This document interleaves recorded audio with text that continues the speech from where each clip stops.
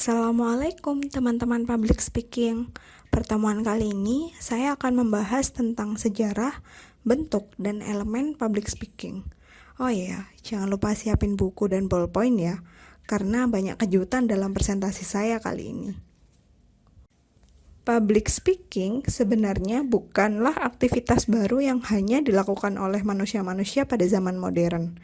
Bahkan, sejarah telah menunjukkan bahwa akar tradisi kegiatan public speaking ini telah ada sejak zaman peradaban Yunani kuno, yaitu pada tradisi politiknya. Untuk itu, public speaking tidak pernah lepas dari aspek politik, karena dalam public speaking ada tujuan untuk mempengaruhi dan mengarahkan. Dalam bahasa Yunani, public speaking yang berasal dari kata retorika, yang berarti pidato. Retorika berkaitan juga dengan berkata dan berucap.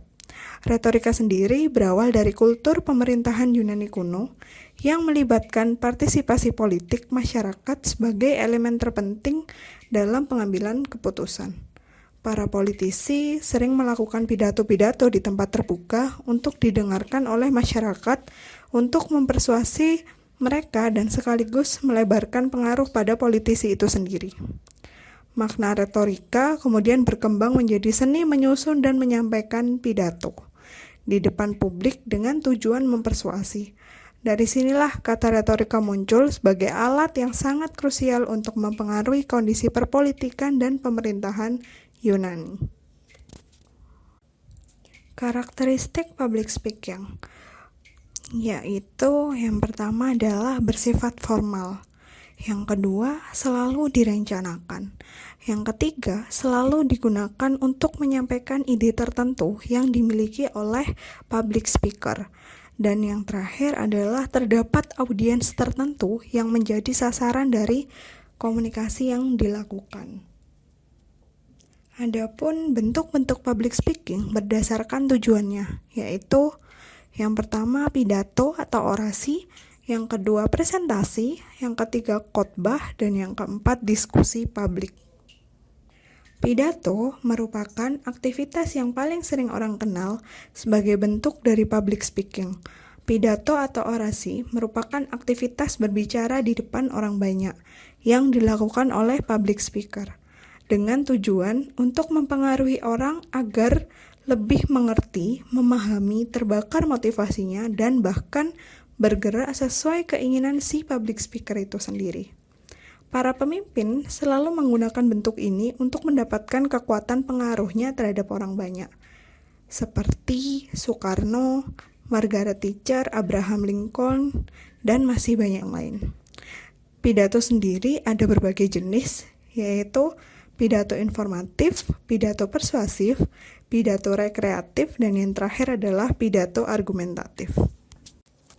Salah satu tujuan pidato yang mungkin paling mendasar adalah memberikan informasi. Dalam pidato informatif, pembicara menjabarkan topik tertentu didukung dengan fakta-fakta.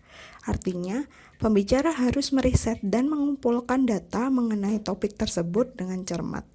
Pidato jenis ini diharapkan dibawakan dengan singkat dan padat, karena pendengar bisa cepat bosan jika terlalu lama. Pidato dianggap sukses jika pendengar mampu memahami topik yang dibawakan.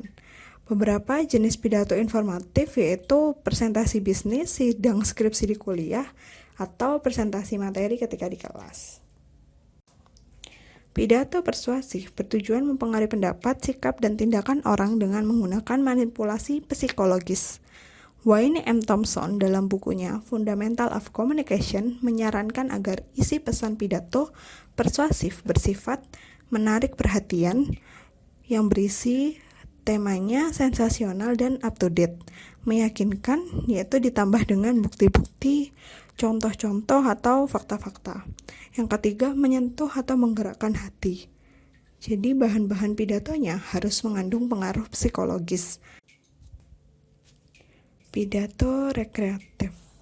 Di sini, public speaking tidak selamanya bersifat formal atau kaku.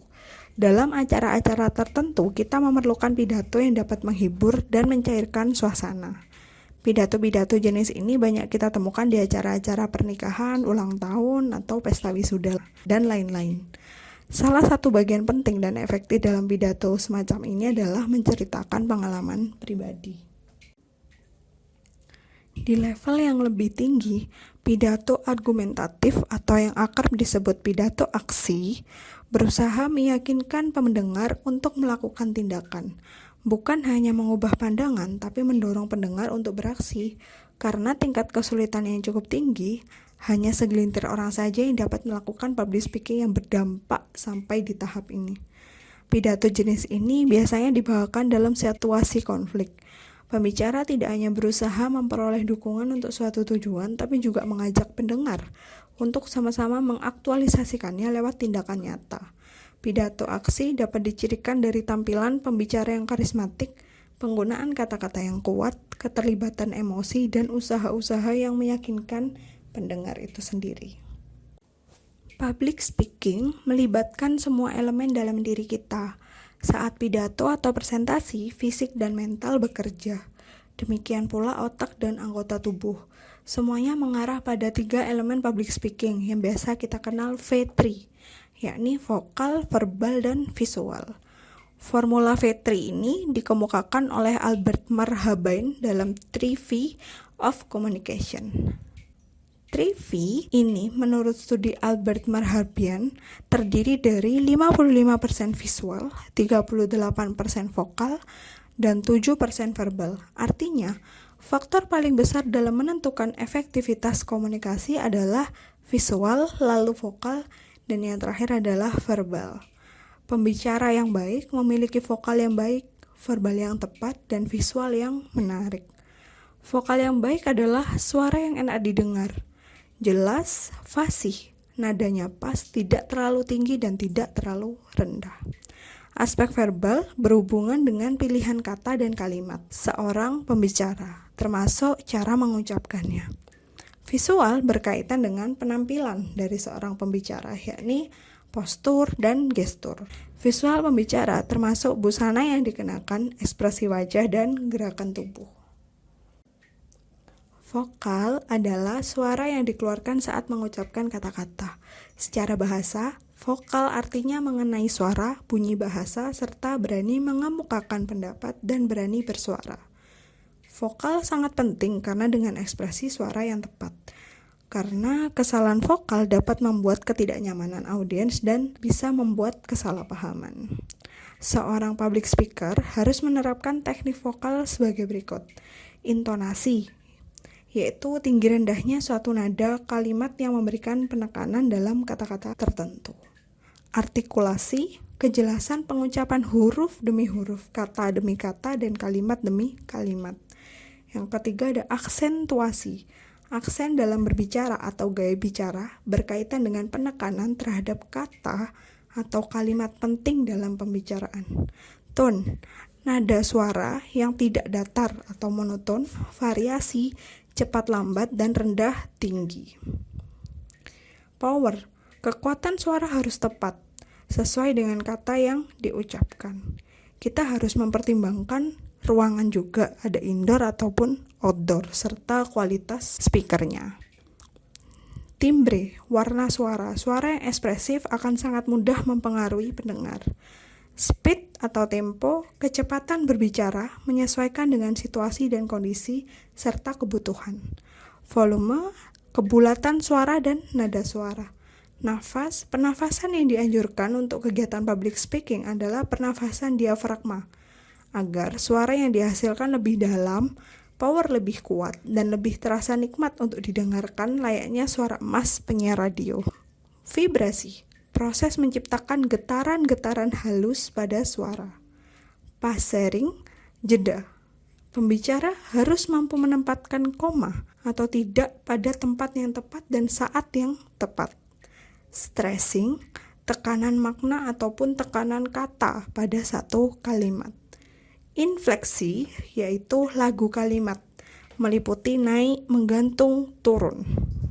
Hindari lagu kalimat yang monoton dan berulang, karena vokal yang baik otomatis akan lahir dari hasil latihan pernafasan, olah vokal, dan yang terpenting adalah penguasaan materi atau pemahaman yang baik atas materi yang akan disampaikan.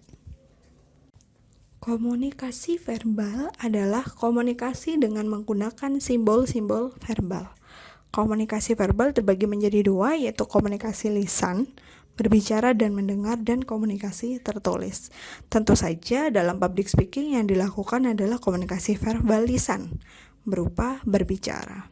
Komponen verbal mempengaruhi keberhasilan public speaking sebanyak 7%, kata Albert. Sangat kecil. Pembicara harus pandai memilih kata, kalimat, dan urutannya dalam menyampaikan materi. Terpenting, jangan panjang lebar atau bertele-tele. Kontrol emosi sangat dibutuhkan demi terciptanya komunikasi verbal ketika pidato untuk menghasilkan pidato yang efektif. Beberapa hal yang perlu kita ingat berkaitan dengan verbal, yaitu yang pertama, harus ringkas.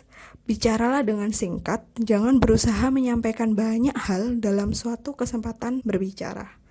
Singkat di sini maksudnya menyampaikan suatu pesan atau informasi dengan bahasa yang efektif dan efisien. Menghindari kalimat-kalimat yang tidak perlu dan penjelasan-penjelasan yang tidak berkaitan dengan topik. Yang kedua adalah fokus audiens hanya 10 menit pertama. Sebuah penelitian menunjukkan biasanya audiens mulai bosan mendengarkan public speaking ketika memasuki menit ke-10. Memasuki menit ke-10 inilah sebagian audiens mulai melirik jam tangan, sebagian lagi mengantuk, dan sisanya berpikir kapan presentasi akan selesai. Pembicara yang baik akan memanfaatkan 10 menit pertama itu untuk meraih perhatian dan kepercayaan audiens. Bahkan 1 menit pertama atau dalam waktu 60 detik, pendengar akan menilai pembicara. Apa yang keluar dari mulut public speaker dalam 60 detik pertama akan menjadi penentu sikap hadirin pada detik berikutnya. Jadi, hati-hati ya teman-teman memilih kalimat pembuka. Elemen verbal dalam public speaking juga terkait erat dengan vokal, yaitu artikulasi, intonasi, aksentuasi, dan lain-lain. Visual artinya apa yang tampak terlihat mata. Ini berkaitan dengan penampilan, mulai dari postur, gestur, hingga busana yang dikenakan. Komponen visual mempengaruhi keberhasilan public speaking sebanyak 55%, versi Albert. Visual dalam pidato meliputi komunikasi nonverbal seperti ekspresi wajah, bahasa tubuh, penampilan diri, dan hal-hal lain yang dilihat secara visual oleh audiens. Komponen ini sangat penting karena audiens dapat memberikan penilaian kepada Anda bahkan sebelum Anda berbicara. Misalkan, pakaian yang rapi, bersih, serta jenis dan warna akan menjadi perhatian audiens. Dan bahasa tubuh akan memperkuat pesan atau informasi yang disampaikan. Visual ini tidak semata-mata tertuju pada apa yang kalian pakai ya teman-teman. Aspek bahasa tubuh seperti kontak mata, mimik atau ekspresi wajah, senyuman, gerakan-gerakan kecil dan ringan, kaki, lengan, bahu, mulut, hidung, kepala perlu dilatih agar alami dan serasi. Tampilan visual juga ditentukan oleh tampilan internal atau biasa kita sebut inner beauty, karena akan menentukan visual pembicara saat tampil di podium. Dan yang terakhir adalah tugas. Jadi di sini teman-teman membuat video berisi pidato berdurasi maksimal 10 menit. Minimal bolehlah kalau cuma 3 menit. Dalam video harus terdapat minimal 3 audiens yang menyaksikan. Jadi teman-teman harus men-setting ruangan tertentu selayaknya teman-teman akan berpidato. Boleh settingan, boleh diajak ibunya, adiknya, tapi tetap harus ada interaksinya antara audiens dan teman-teman sebagai public speaker. Nah, nanti video tersebut diupload ke kedua akun IG. Yang pertama adalah akun IG pribadi dengan menyantumkan nama, NIM, pagi atau malam, judul pidato, serta mentak Instagram milik Public Speaking AWS, Stikosa AWS, milik saya dan milik Bu Prima, serta menuliskan keterangan yang mengandung kalimat ajakan untuk memberikan dukungan like sebanyak-banyaknya. Yang kedua, IG Public Speaking AWS dengan mencantumkan nama, NIM, pagi atau malam, judul pidato, ringkasan naskah pidato. Jadi diingat-ingat ya teman-teman, ada 2 akun yang harus teman-teman upload. Dan yang terakhir deadline-nya. Di sini deadline upload tanggal 13 Oktober 2020 dan deadline penilaian like tanggal 20 Oktober 2020. Nanti setelah tanggal 20 Oktober, jika teman-teman tidak berkenan, ada video pidato tugas public speaking pada IG pribadi, boleh dihapus.